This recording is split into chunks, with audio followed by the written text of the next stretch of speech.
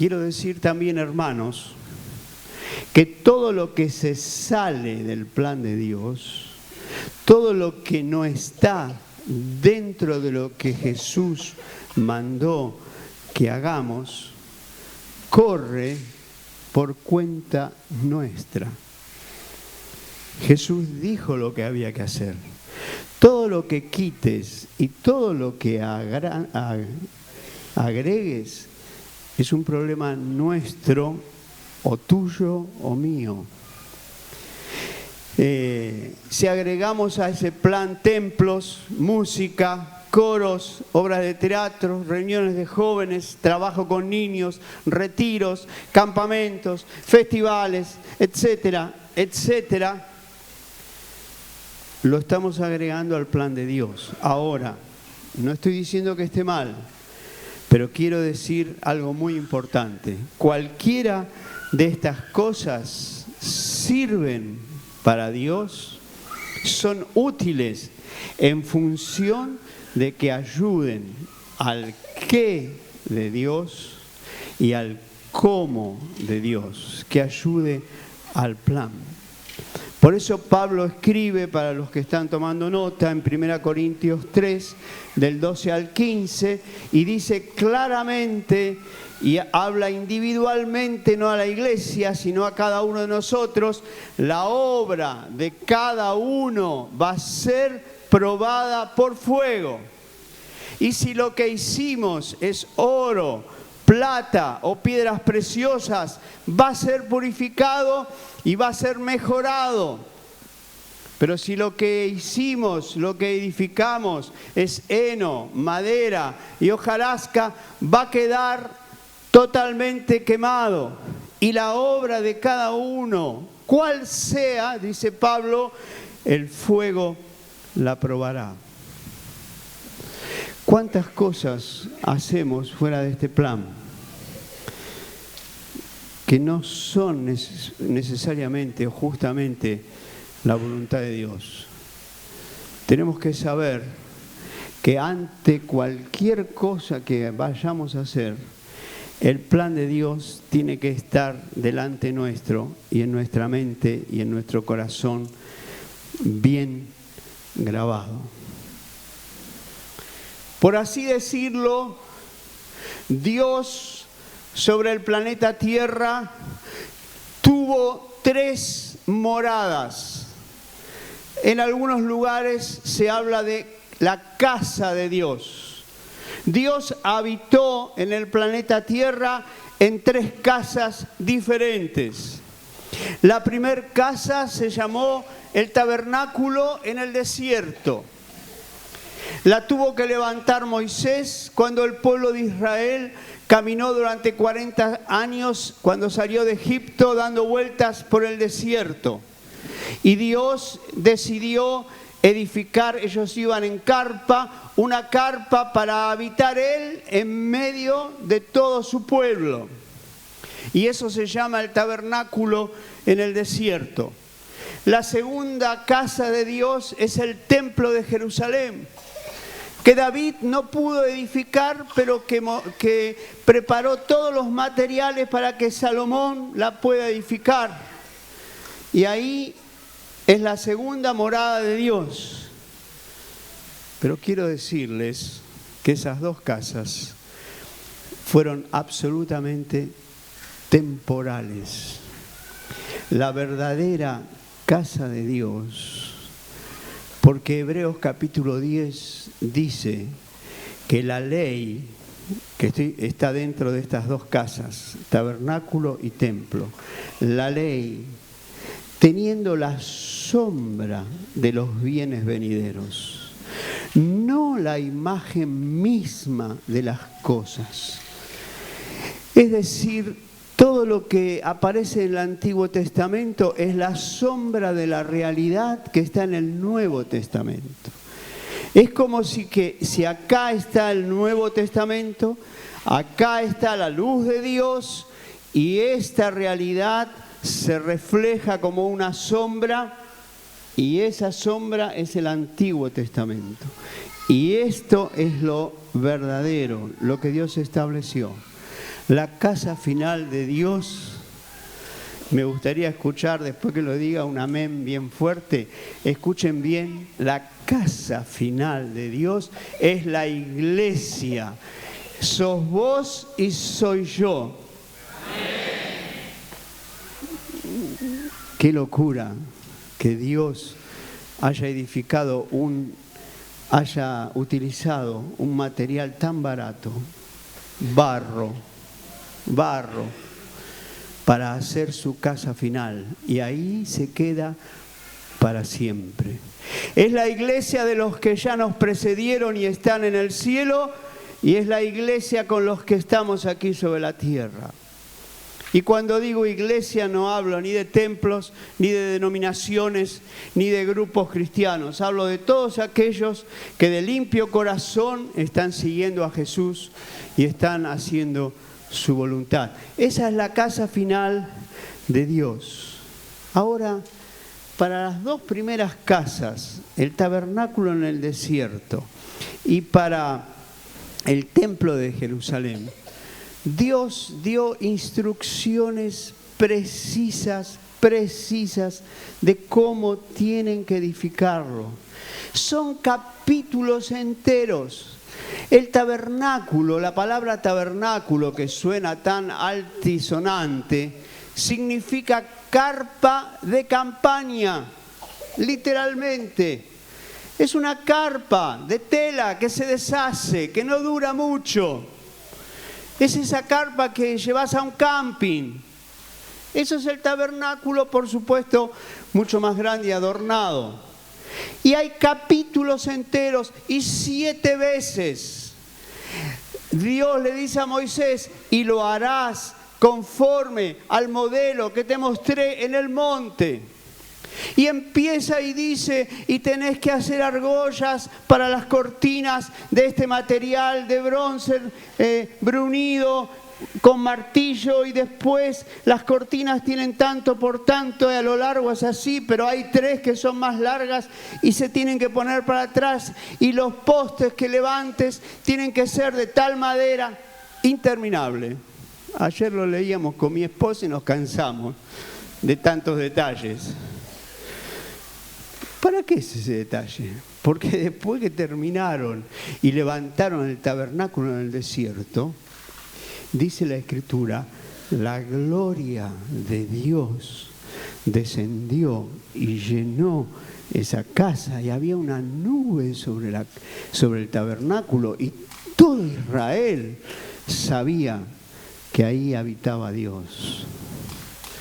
Y cuando fue el templo de Salomón, la misma historia.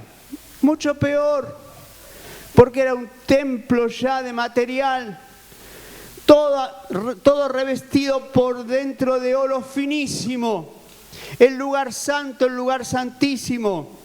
Y es interminable los detalles de las columnas, de los dinteles, de las puertas, de todo lo que tiene que haber ahí, del piso, de cada cosa. Todo tenía que ser revestido primero de madera de cedro del Líbano, y después todo eso, todo enchapado en oro, finísimo también. Y después que termina de decir cómo tiene que ser el templo, empieza a decir los mobiliarios que tienen que ir adentro del templo. Y tiene que haber un candelabro, y tiene que haber una mesa, y tienen que estar los panes de la proposición, y en el lugar santísimo tiene que estar el arca, y el arca tiene que tener 2 argollas de oro y un palo que atraviese, y 2 querubines, y la mesa, y el incensario. Me cansé de decirlo. Y así es el detalle de Dios para habitar en una carpa provisoria y en un templo que Dios mismo, el mismo día de la inauguración, le dice: si ustedes no siguen mis mandamientos, no guardan la ley que yo les he dado, si ustedes no aman esa ley y ustedes no se la enseñan a sus hijos, este templo va a ser invadido, va a ser destruido, no va a servir para nada. Y Dios lo cumplió. Israel se apartó de Dios.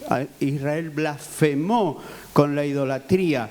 Y Dios envió vez tras vez, quien destruyó el templo, se llevó todo el mobiliario, no pasó nada.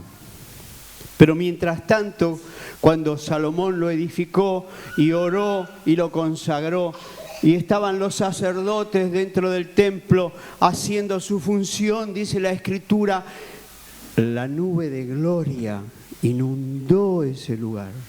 De tal manera que tuvieron que salir todos corriendo, porque era imposible estar ahí. Sentían que se iban a morir de cómo, dice así, la gloria de Dios hinchó toda la casa. Todo se llenó de la presencia de Dios. Pero esas casas son temporales. Fue por un tiempo. La verdadera casa, la casa eterna, la habitación de Dios final, es la iglesia. Les hago una pregunta a los que me están viendo ahí. Entonces Dios dice, esa casa, edifíquenla como a ustedes se les dé la gana. Hagan la casa final, cada uno como quiera. Inventen lo que se les ocurra. ¿Ustedes creen que Dios va a hacer eso? No lo va a hacer. Por eso Jesús vino para decirnos, el plano de Dios es este. No se puede edificar la casa de Dios como se te ocurra. La tenés que edificar como dice Dios. ¿Y saben lo que dice Dios? ¿Alguien puede leer 1 Pedro 2:5 bien fuerte? 1 Pedro 2:5. Se ponga de pie y lo grite, por favor. Se puede enfocar a quien sea. ¿Quién lo va a leer? Bien fuerte. Vosotros también, como piedras vivas, sed edificados como casa espiritual y sacerdocio santo, para ofrecer sacrificios espirituales aceptables a Dios por medio de Jesucristo. Vosotros también, como piedras vivas, sed edificado como templo santo, para rendir sacrificios a Jesús. Esa es la iglesia. Vos y yo no somos miembros de una comunidad, somos piedras vivas, unas y otras, puestas en el lugar como Dios quiso. Somos casa de Dios, la casa final es la iglesia, es la casa espiritual. La otra era material, se podía tocar, pero esta casa es conforme a la misma naturaleza de Dios, que es espíritu. Es una casa espiritual, edificada con piedras vivas. Ahora, escuchen esta ilustración. Imaginemos esto. Hay un terreno muy grande, 1 hectárea. Hay un dueño y quiere edificar una casa. Y contrata 600 operarios. Todos de la construcción, todos son especialistas, todos son maestros. Hay cementistas, hay obreros, no sé cómo se llaman, los que ponen ladrillo y todo lo demás. Están todos los albaniles, especialistas, están todos los gremios, plomeros, electricistas, gasistas, los que hacen las cloacas, el agua, la instalación, todo. Y los 600 llegan a ese terreno para edificar la casa que este hombre quiere que edifican. Había que llegar a las 6 de la mañana, todos llegaron a las 5:30, todos trajeron sus herramientas, todos se pusieron a trabajar con mucho ahínco, empezaron a transpirar, no almorzaron para no perder tiempo y siguieron trabajando hasta las 6 de la tarde y trabajaron 12 horas de buena voluntad, de buena gana, con todo su entusiasmo. pero sin un plano. Y cada uno se imaginó la casa que le parecía. Y uno hizo un cimiento allá, el otro hizo una columna acá, el otro puso una pared más ahí, el otro puso una ventana, el otro hizo... Y el dueño llega a las 6 de la tarde y mira la hectárea y los 600 transpirando. Y dice, ¿qué es esto? Esto es un campo minado. ¿Qué hicieron? Pero si estamos trabajando de buena voluntad, estamos trabajando con ganas, estamos trabajando con ahínco, con fervor, con esfuerzo, sin plano. Hermanos, así está la iglesia hoy. Cada uno hace lo que quiere, y estoy hablando no de gente malintencionada, pecadora, materialista, que usa la iglesia para enriquecerse. Estoy hablando de hombres y mujeres que aman a Dios.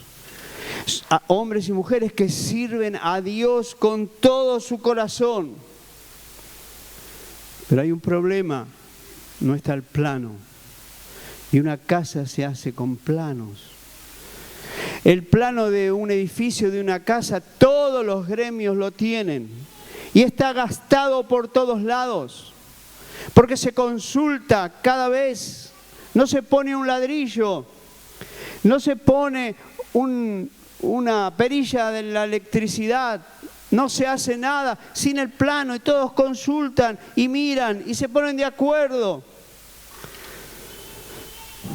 Pero la casa de Dios no. Háganla como se le ocurra.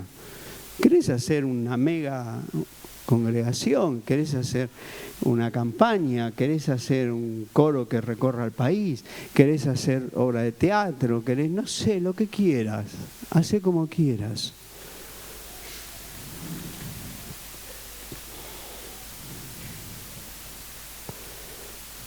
Todo el esfuerzo, puse yo acá en mi apunte, es en vano.